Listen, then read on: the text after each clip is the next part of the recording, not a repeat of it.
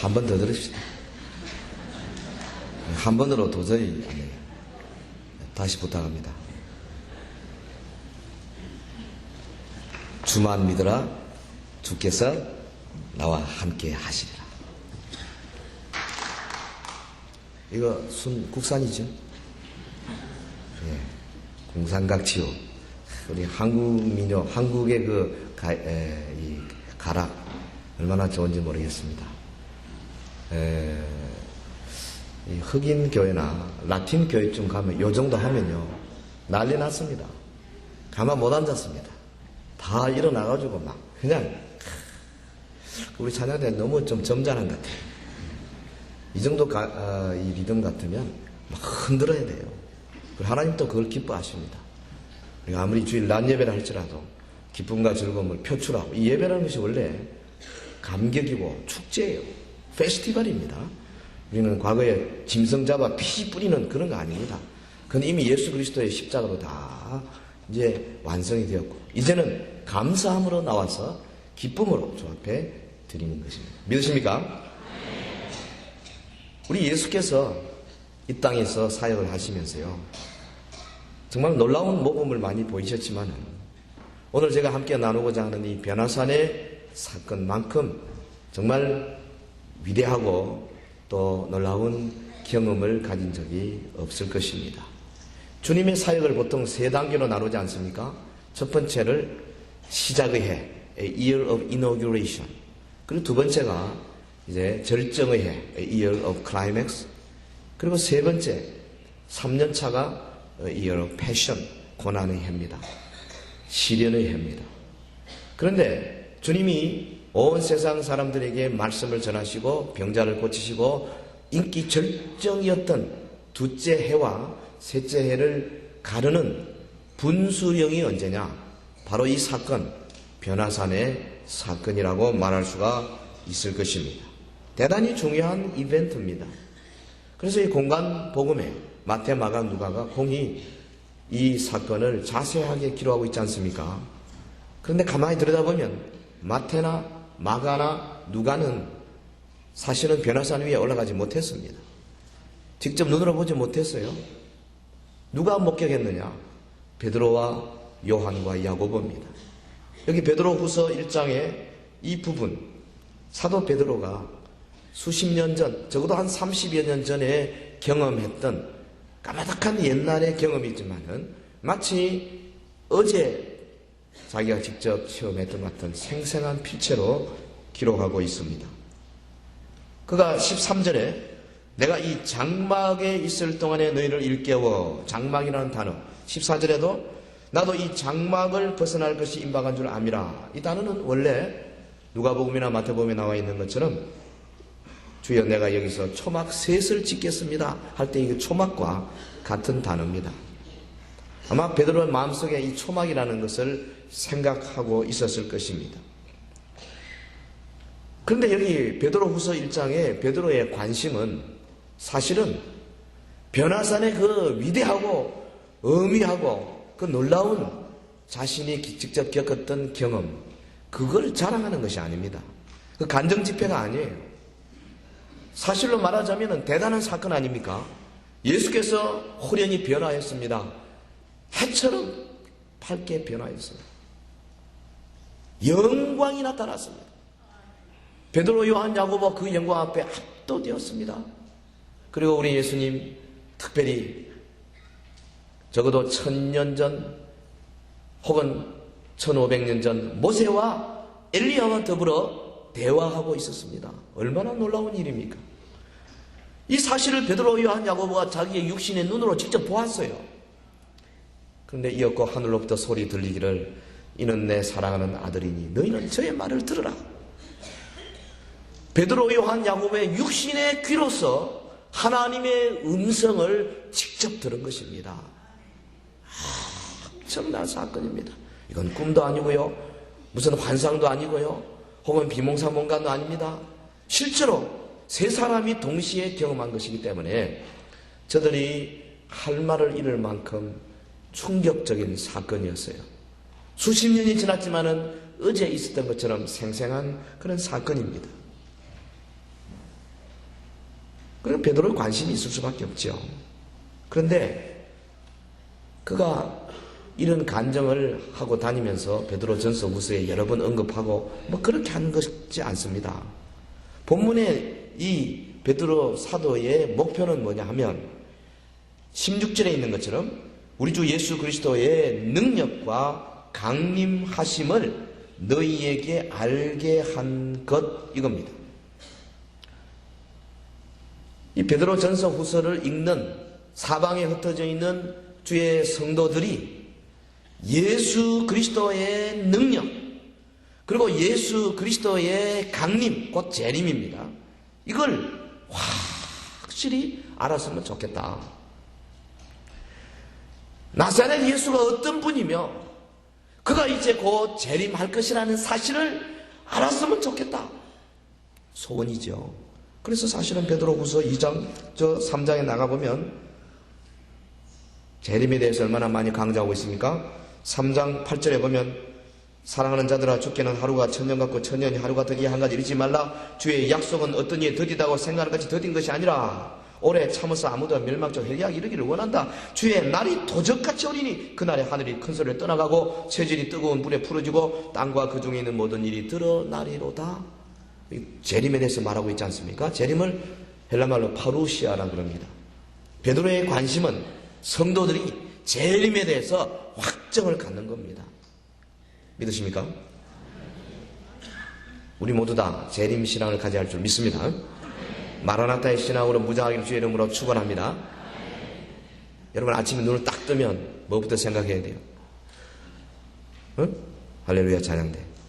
아침에 눈을 딱 뜨면 아이고 오늘 뭐 해야 되고 뭐 해야 되고 뭐 해야 되는데 그 생각합니까? 눈 벌어지고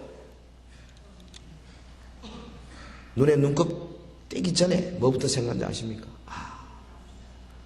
아직 주님이 안 오셨구나. 이 하루 내가 주를 기다리는 마음으로 멋지게 주께 영광을 한번 돌려봐야지. 여기서부터 시작해야 되는 거예요. 시작해야 되는 거예요. 파루시아, 재림. 예? 일주일 내내 살면서 재림에 대해서는 별로 생각도 없이 그저 살다가 오늘 주일이구나 이래 온 사람 오늘 지금 회개해야 돼요. 여러분 마음에 정신 바짝 차려야 돼요. 주님이 속해 오십니다. 주님이 속해 오십니다. 아니 2000년 전에 베드로가 이렇게 주님이 오신다고 그렇게 경각심을 가졌거늘 하물며 20세기가 지나고 21세기에 젖은 오늘 이 시대야말로 주님이 오시는 것을 우리가 한시라도 잊어서는 안 될 줄로 믿습니다. 그 베드로가 이 주님의 재림을 확정시키기 위하여 말하면서 과거에 자기가 겪었던 경험담을 지금 말하는 겁니다. 그 경험담 가운데 뭐 여러 가지 할 게 많지 않겠어요? 나사로가 무덤에서 이렇게 묶여가지고 이렇게 나오던 장면, 뭐 물에 빠져가다가 예수님 오라 그래서 물에 걸어가다가 빠지는 장면, 오병이어에 그래서 떡을 나누니까 막 떡이 도로 생기고 말이죠. 이런 장면, 직접 파송이 되어가지고 귀신 들린 사람 보고 나가라 이놈아 하니까 귀신이 쫓겨나가는 그런 장면, 야이로의 딸 누워있는데 일어나라 하니까 일어나는 그런 장면을 직접 봤잖아요. 할 게 많았을 겁니다. 아마 간정집회하라고 하면 베드로만큼 레퍼토리가 많은 사람이 어디 있겠어요? 어쩌다가 죽었다고 살아난다고 생각한 사람, 그것도 실제로 그런지 모르지만 병원에서 의사가 네 죽었다 했는데 살아난 사람, 전국을 다니면서 간증하고 그것도 1년 2년 우려먹잖아요. 그런데 베드로 할 말이 많은데 그 많은 것 중에 예수 그리스도의 능력과 주님의 재림에 대해서 확정시키는 자료로 변화산 사건을 들은 겁니다. 이 사건이 얼마나 중요해요. 이게 공교히 만든 이야기를 좇은 것이 아니요. 우리는 그의 크신 위엄을 친히 본 자라. 이게 꿈인 것이 아니라는 겁니다. 공교하게 사람이 말이죠. 머릿속에 생각해서 그래가지고 이 가설을 세워가지고 그런 것이 아니라 이 말이죠. 이 변화산 사건을 통해서 사도 베드로가 우리에게 주고자 하는 메시지, 아니 하나님께서 베드로를 통해서 이것을 기록하게 해서 오늘 우리에게 주시는 메시지, 더 나아가서 예수님이 친히 변화산에서 변화된 그 메시지가 뭐냐 이겁니다. 첫째는 예수께서 하나님의 아들이라는 사실, 예수님이 저 나사렛 청년 예수가 살아계신 하나님의 아들이라니 틀림없다는 사실을 명명백백하게 나타내는 사건인 줄 믿습니다. 오늘 이 세상에 이것보다 더 중요한 게 없어요. 뭐가 중요합니까? 민주당 대선 주자들이 제주도에서 경선하니까 뜻밖에도 하나갑 씨가 1등 했다. 그게 중요합니까? 뭐가 중요합니까?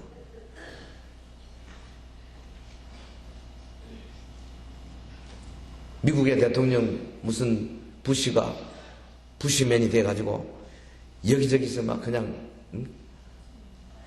돈키호테처럼 말이죠. 막 그냥 칼을 휘두르고 있는데요. 그 앞에 한번 걸렸다 하면 좀 큰일입니다. 요즘 뭐 다들 요즘 영국의 블레어 총리나 뭐 프랑스의 대통령까지도 지금 다 숨을 죽고 있잖아요. 그렇게 오래 가지는 않을 겁니다만.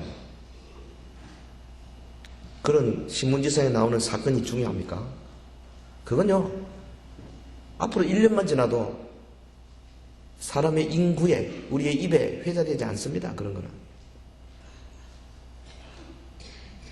처음부터 영원 후까지 가장 중요한 사건이 있다면 살아계신 하나님께서 자기의 아들을 육신을 입혀가지고 이 땅에 보내서 오늘 저와 여러분 썩어서 죽을 수밖에 없는 우리 죄로부터 건져내시고 이 땅에 살면서 교회를 모아서 주일마다 찬양하고요, 기뻐하고 즐거워하고 할렐루야 찬양대에 멋진 찬양도 같이 나누고 구역으로 모여서 서로의 사랑을 나누고 하나님의 주신 물질을 받아서 감사함으로 드리고 감격하여 엎드려 기도하고,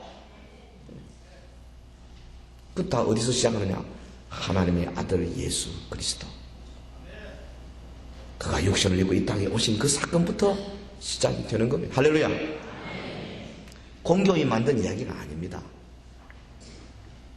공자나 석가나 무슨 소크라테스나 위대한 성인들 중에 한 사람이 아니에요. 우연히 머리 좋은 사람이 생겨나서 아주 훌륭하게 짧지만 굵게 살았던, 그래서 우리가 그를 높인 것이 아니에요. 세상 사람들이 모여가지고 우리 4대 성인으로 예수를 끼워 넣자, 그래서 그가 끼어진 것이 아니에요. 세상의 군왕들이 모여서 우리의 구주로 예수를 모시자, 그래서 투표해서 우리가 그분을 주님으로 모신 것이 아니에요. 태초부터 우리 하나님의 마음속에 인류를 위하여 구원하시기 위하여 자기의 아들을 육신을 입고 이 땅에 보내셔서 그가 주님이 아버지 원하시는 모든 것을 이루시고 마침내 십자가에서 승리하신 바로 그분 예수, 그분은 분명히 하나님의 아들이다 하는 것을 사랑하는 제자들에게 보이시기 위하여 이 변화산 사건을 주신 줄로 믿습니다. 베드로 말했지 않습니까? 우리가 직접 목격했다. 이건 공교이 만든 이야기가 아니다. 내가 직접 들었다. 하늘로부터 아버지의 소리를 들었다. 나 혼자뿐 아니라 요한과 야보가 같이 들었다. 30년이 지난 이 베드로 후서를 기록하는 시점에서도 그는 이렇게 부르짖고 있는 겁니다. 주님이 왜 왔는지, 주님이 오셔서 무엇 하셨는지, 이때까지 주님은 저들 앞에서 영광을 공개하지 않았지 않습니까? 이사야 53장 2절에 있는 것처럼 주님이 뭐 특별한 것이 없었어요. 고운 모양도 없고 풍채도 없은즉 우리의 보기에 흠모할 만한 아름다운 것이 없도다 그랬습니다. 뭐 똑같은 목수요, 똑같은 나사렛 촌놈입니다. 그런데 갑자기 그가 하늘 보좌의 영광으로 나타나신 거예요. 음미한 음성이 들려온 것입니다. 이는 내 사랑하는 아들이다. 하나님께서 도장을 꽉 찍어주신 겁니다. 예수, 그분은 하나님의 아들이신 줄 믿습니다. 그렇기 때문에 때문에 다른 종교에는 구원이 없는 겁니다. 그렇기 때문에 다른 종교에는 생명이 없는 겁니다. 기독교가 무슨 편파적인 종교가 아니에요. 기독교가 꼭 막힌 종교 그런 뜻이 아닙니다. 살아계신 한 분밖에 안 계시는 하나님, 그분이 오늘 우리에게 유일한 길을 주신 것이 자기의 아들이기 때문에 다른 길이 없다. 뭐 하러 오셨어요? 이 변화산 사건을 기록하고 있는 누가복음 9장에 보면 문득 두 사람이 예수와 함께 말하니 이는 모세와 엘리야라 영광 중에 나타나서 장차 예수께서 예루살렘에서 별세하실 것을 말씀하실세 그랬습니다.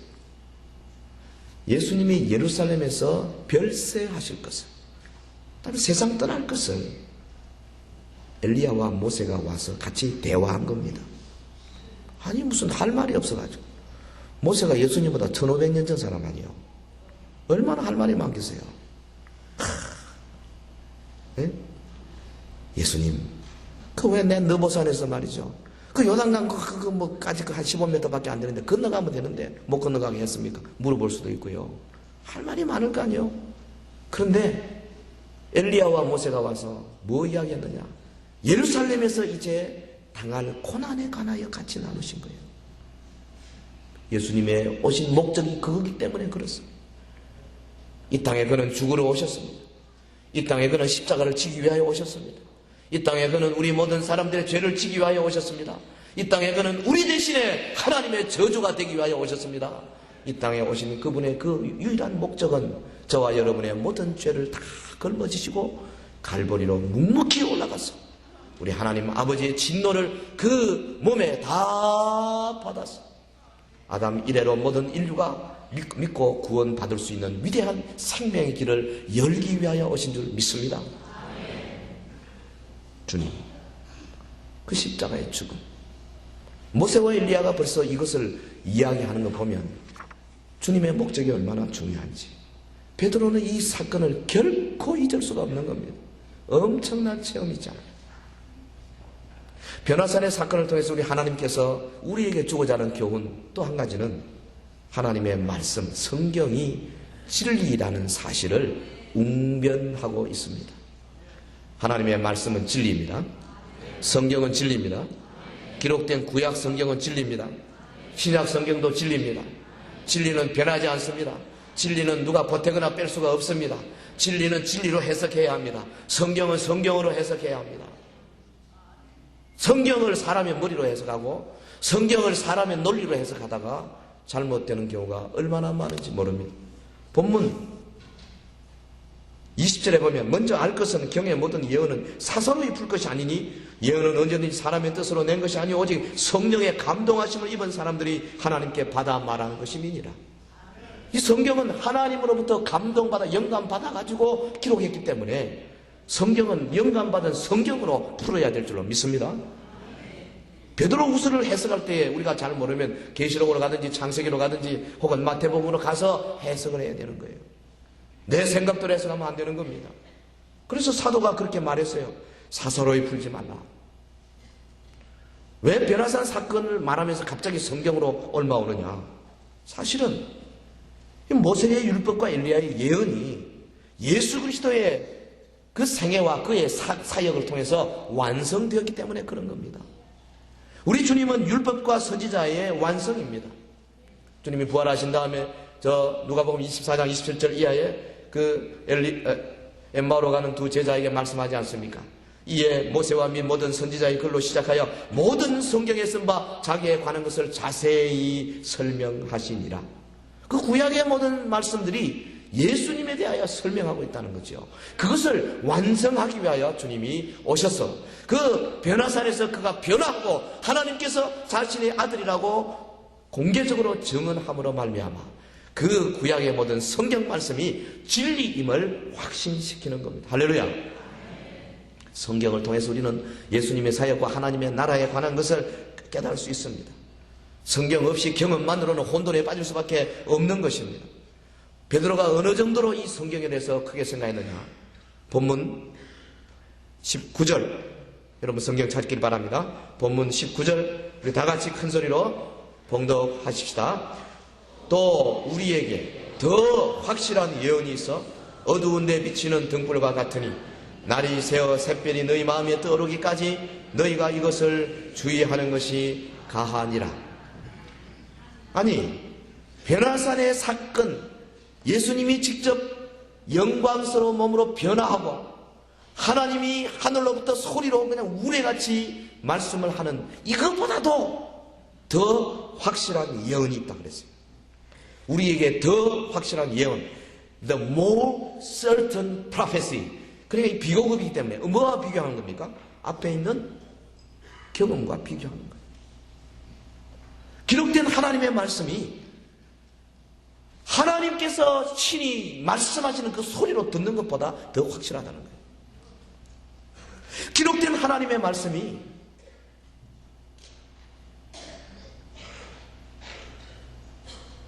의사의 사망 진단을 받아서 죽었다고 생각한 사람이 살아난 것보다 더 확실하다는 겁니다. 할렐루야 자녀들. 기록된 하나님의 말씀이 내 눈앞에서 귀신이 쫓겨나고 병자가 고침받고 안전뱅이가 일어나는 그 사건을 보는 것보다 더 확실하다는 거예요. 기록된 하나님의 말씀이 우리가 이 땅에서 경험할 수 있는 그 어떠한 체험보다도 더 확실하다는 겁니다. 할렐루야. 난 베드로만 생각해보면 참 이해가 안 돼요. 그 뭐 별로 배운 사람도 아니고요. 별로 뭐 공부한 사람도 아닌데 이런 말 하는 거 보면 참 대단합니다. 예? 이 평생 자랑하고 다니지 않겠어요? 베드로 할 말 많잖아요. 그것만 해도 되는데 굳이 베드로 후서 1장 여기 19절에 또 우리에게 더 확실한 예언이 있다. 어두운 데 비치는 등불과 같다. 날이 새어 샛별이 너희 마음에 떠오르기까지 너희가 이것을 주의하는 것이 가다. 궁극적으로는 주님의 재림을 의미합니다. 샛별이 떠오를 때까지. 모닝스타 되신 우리 예수님. 그러나 현재적으로 우리의 속에 성령께서 조명하여서 하나님의 말씀을 깨닫게 해주시는 그 아름다운 빛, 이게 베드로가 경험했던 그 어떤 사건보다도 더 확실하다는 거예요. 믿으십니까? 믿으십니까? 안 믿는 것 같아요. 솔직히 설교할 때 안 믿다가요, 뭐 좀 병고침 받거나 뭐 사업이 어려워서 좀 이렇게 하나님 인도, 그때 믿더라고 다들. 왜 그렇습니까? 이 본문을 안 믿기 때문에 그런 거예요. 우리가 얼마나 부족하고 연약한 존재인지 모릅니다. 유대인은 표적을 구하고 헬라인은 지혜를 구한다 그랬어요. 한국 사람들도 표적을 구하는 것 같아요. 그렇기 때문에 표적도 중요하지만은 그 전에 이런 말씀 앞에 거꾸로져야 됩니다. 여러분 은혜 받으려면 말씀의 은혜 받길 주의 이름으로 축원합니다. 하나님의 말씀을 읽다가 그 진리가 발견돼 가지고 그 앞에 거꾸로져 가지고 은혜 받은 사람은요 변하지 않습니다. 그런데요 체험으로 은혜 받은 사람은 그 체험이 바뀌면 그만 또 약해져요. 말씀의 은혜 받으세요. 하나님의 말씀의 진리에 부딪혀 가지고 막 그냥 방방 뛰어야 돼. 그러면요 아무리 못해도 6개월은 갑니다. 그런데 이 체험의 은혜 받고 뭐 이런 사람들은 한 달 이상 안 가는 것 같아요. 왜냐하면 이 성경의 말씀은 성령의 감동하심을 입은 사람들이 하나님께 받아 말한 것이기 때문에 그렇습니다. 성경 없이는요 변화산 사건, 그 위대한 사건도 별로 의미가 없습니다. 성경 없이는 이 땅에 예수님의 사역과 예수님의 교훈, 예수님의 십자가의 도, 이 모든 것들이 별로 의미가 없습니다. 왜 그러냐면 그것을 가르쳐줄 어떤 존재가 없기 때문에 그렇습니다. 하나님의 성경 말씀이 오늘 우리에게 주어지지 않았다면 이 땅에 교회가 뭐 하는 곳이며 교회가 왜 있어야 하며 교회를 통해서 우리가 하나님의 은혜를 어떻게 받는 것을 모를 뻔했습니다. 여러분 창세기가 없으면 하나님의 우리와 맺은 언약에 대해서 우리가 어떻게 알 수 있겠습니까? 출애굽기가 없으면 하나님께서 자기의 백성을 죄악 가운데서 건져내시고 마침내 긍휼의 손으로 구원시켜 내신다는 위대한 하나님의 긍휼을 어떻게 알 수 있겠습니까? 여러분 레위기가 없으면 하나님 앞에 나와서 예배하고 찬송하고 경배하는 그 깊은 뜻을 우리가 어떻게 알 수 있겠습니까? 신약의 서신서와 요한계시록이 없다면 마지막 시대에 하나님께서 이 교회를 통해 어떻게 하나님의 나라를 확장하고 마침내 어떻게 마지막 시대를 마감할 것인가를 어떻게 우리가 알 수가 있겠습니까? 성경이 얼마나 위력이 있는지 몰라요. 성경은 성경 자체로 능력이 있어요. 사도 베드로가 지금 하나님의 말씀을 강조하는 방법을 보십시오. 내 봤다, 내 들었다, 위대한 체험했다. 거룩한 산에서 하나님이 직접 말씀하셨다. 그러나 그거보다도 더 확실한 예언이 있는데, 여러분의 마음속에 성령으로 조명해서 마음의 그 말씀을 깨닫게 할 때까지 조심해서 풀어야 할지니라.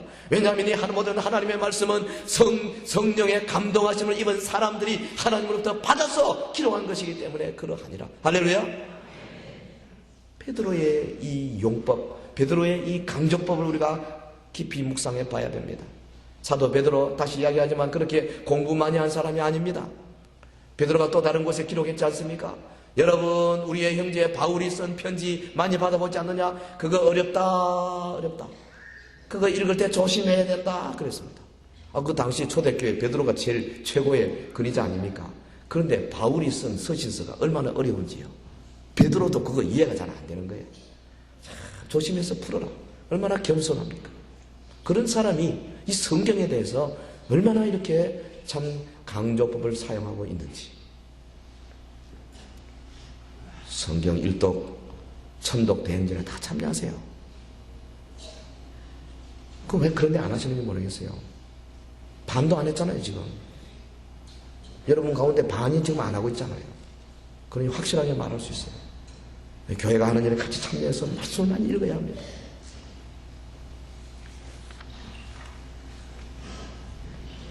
어떤 많이 배운 중국 사람이 선교사의 부탁으로 영어로 된 성경을 중국말로 번역하기 시작했습니다. 안 믿는 사람입니다. 성경을 번역하는 동안에 별로 그 감동이 없었어요. 그러나 어느 기간이 지난 다음에 이 중국 사람이 고민하기 시작했습니다. 선교사에게 말했습니다. 야, 이건 놀라운 책입니다. 선교사가 물었어요. 왜요?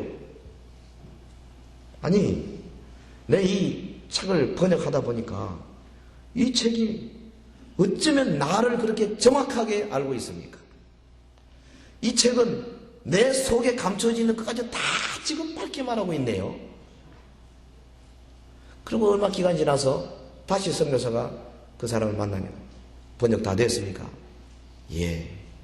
그리고 하는 말이, 이 책을 만드신 분은 나를 만드신 분이 틀림이 없습니다. 할렐루야. 성경은 성경 자체로 능력이 있어요. 위력이 있어요. 어떤 무신론자가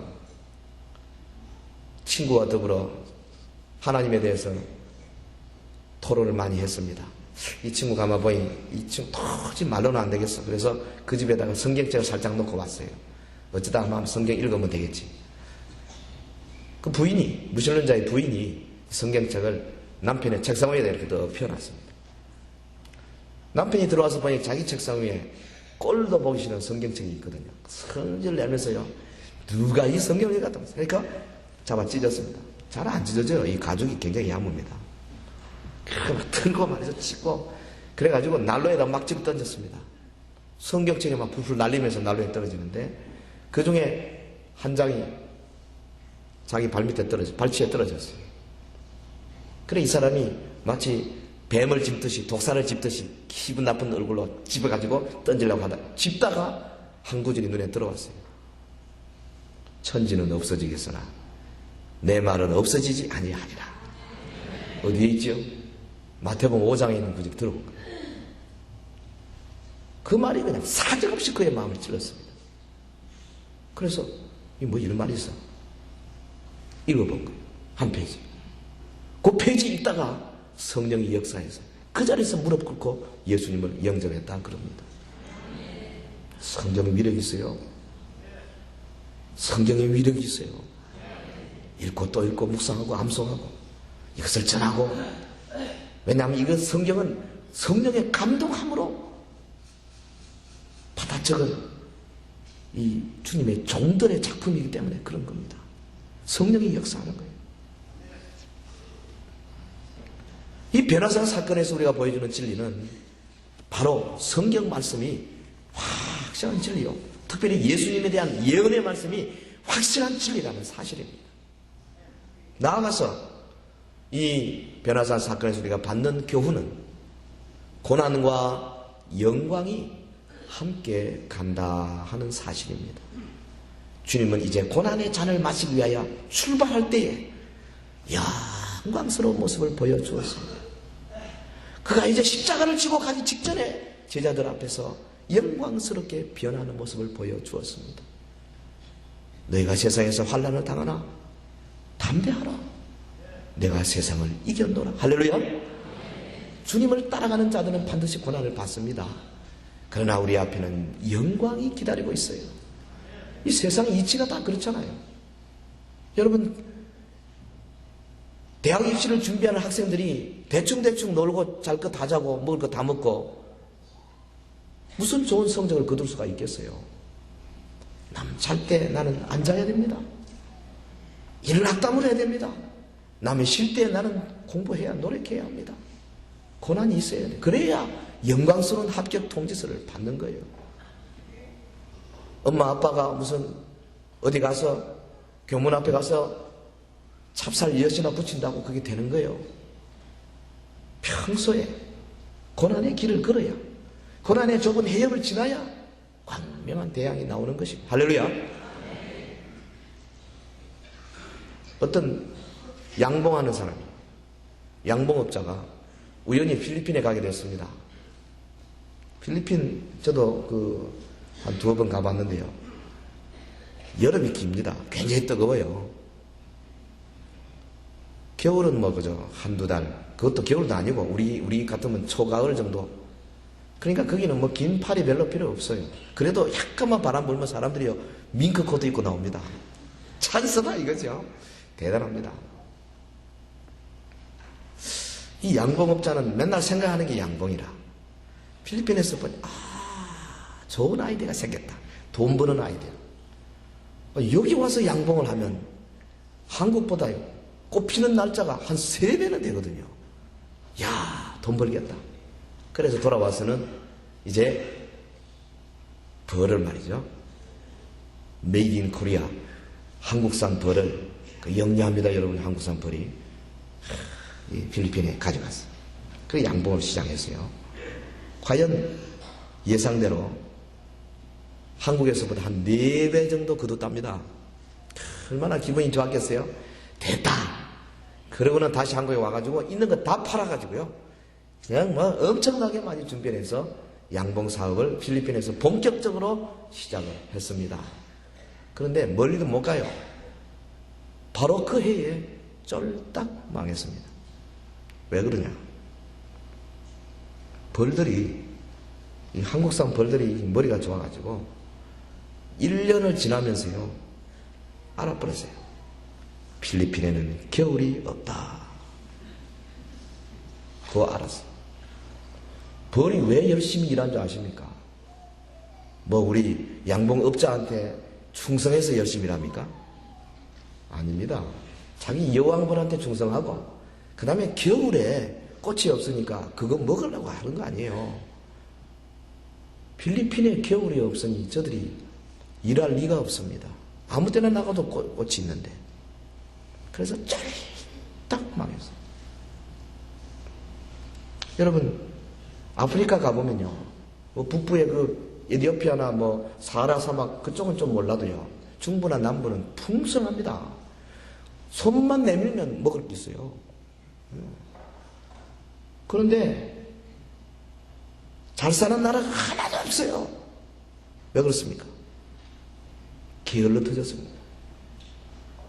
우리나라처럼 봄, 여름, 가을, 겨울이 확실해야 합니다. 그래야 여름에 겨울을 준비할 거 아니에요. 하나님이 참 우리 한국 축복했어요. 그 바람에 우리 교회당은 겨울에 엄청난 돈을 씁니다만 너무 높아. 그러니까 보통 우리 강장로님 말씀에 의하면 일반 건물의 4배 정도의 이 유틸리티 비용이 든다 그래요. 그러니까 여러분요, 지금 히터 4배나 비싼 히터를 지금 맛보면서 예배 드리는 거예요. 감사한 줄 아세요. 아멘? 헌금도 좀 많이 해야 돼요. 그러니까. 다른 교회와 틀려요. 우리는 지금 굉장히 비싼 바람을 맛보는 거예요. 겨울이 있어야 여름에 준비하는 겁니다.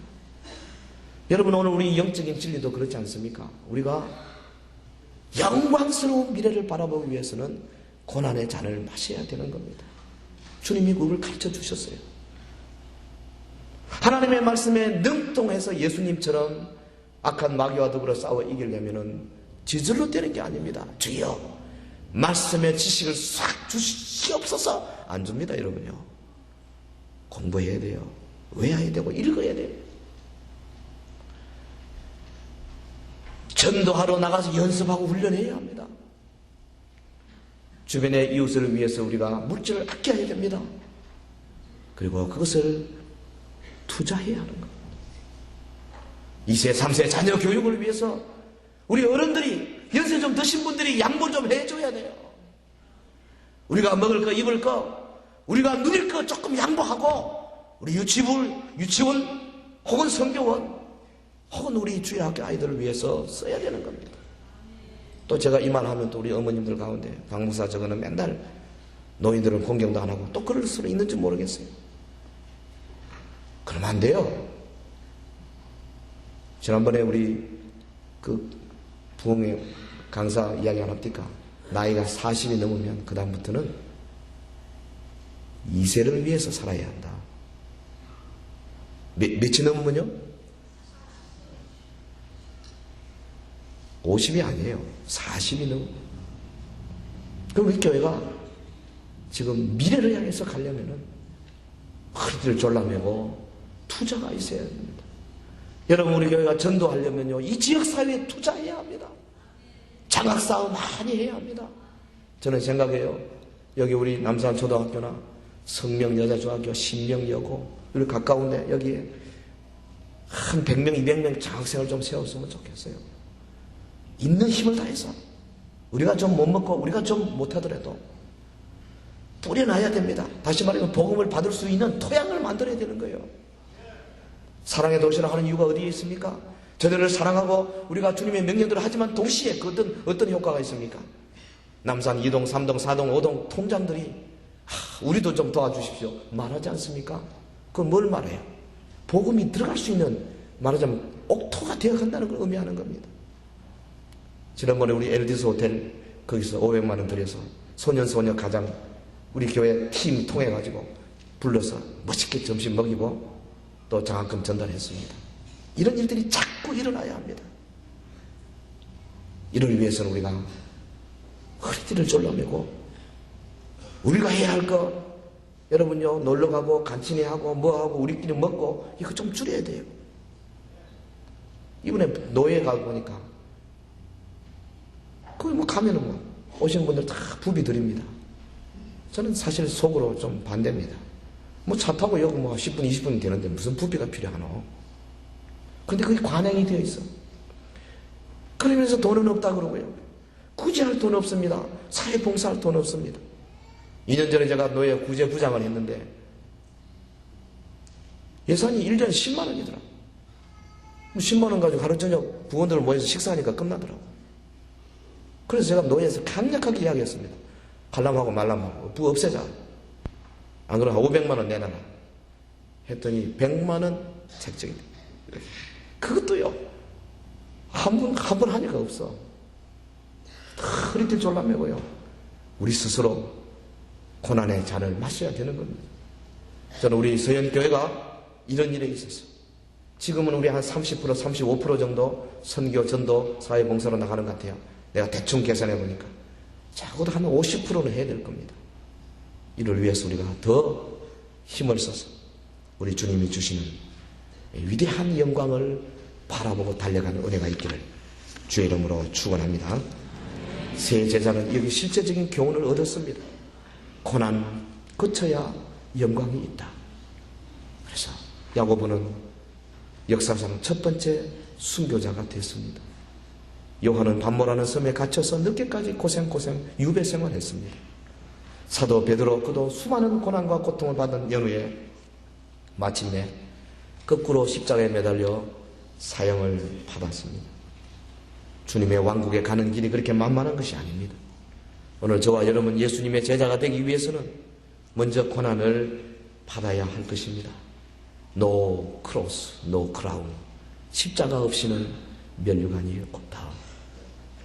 수치가 있는 후에 영광이 있고 죽음이 있는 다음에 완전한 생명이 있는 겁니다. 변화산 사건이 왜 주어졌습니까?